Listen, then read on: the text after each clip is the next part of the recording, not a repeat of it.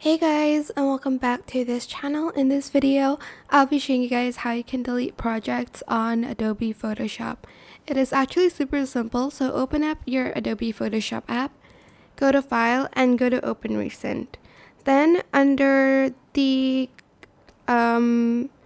projects you have here, you're going to select Clear Recent File List, and voila, that is it. You'll have deleted, or I guess cleared, the projects listed on the main home area. I don't know what you call it, homepage. Sorry.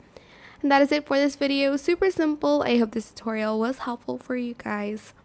Don't forget to like, comment, share, and also subscribe to this channel if you haven't done that already. If you have any more questions about this video, just leave it in the comment section down below.